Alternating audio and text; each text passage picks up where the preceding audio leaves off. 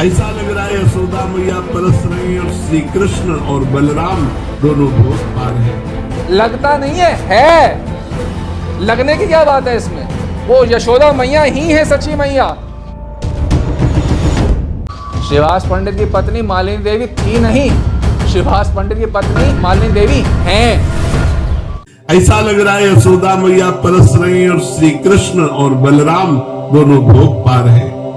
और जो सच्ची माता है महाप्रभु की मैया, वो साक्षात यशोदा मैया है।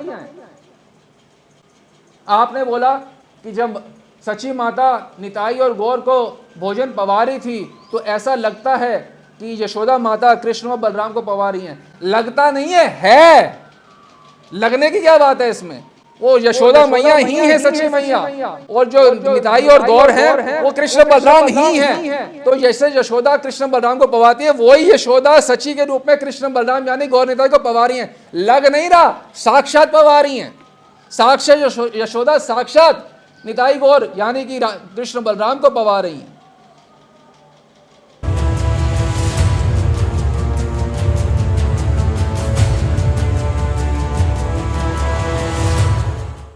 नित्यानंद जी श्रीवास पंडित के घर में उनकी पत्नी का नाम मालिनी देवी था।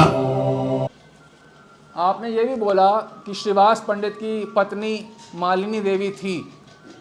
श्रीवास पंडित की पत्नी मालिनी देवी थी नहीं, श्रीवास पंडित की पत्नी मालिनी देवी हैं। नित्य लीला चल रही है, जैसे अष्टकालीय लीला चलती है राधा कृष्ण की, वैसे ही श्री चैतन्य महाप्रभु की, श्री गौरांग महाप्रभु की अष्टकालीय लीला चलती है। उसमें श्रीवास पंडित हैं और उनकी नित्य पत्नी मालिनी देवी हैं।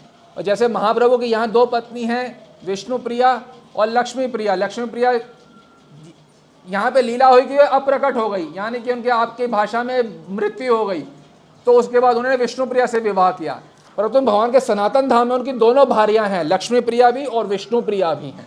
और श्रीवास पंडित की भार्या जो हैं वो मालिनी देवी हैं, और अद्वैताचार्य जो हैं उनकी भार्या जो हैं वो सीता मैया बोला जाता है उनको।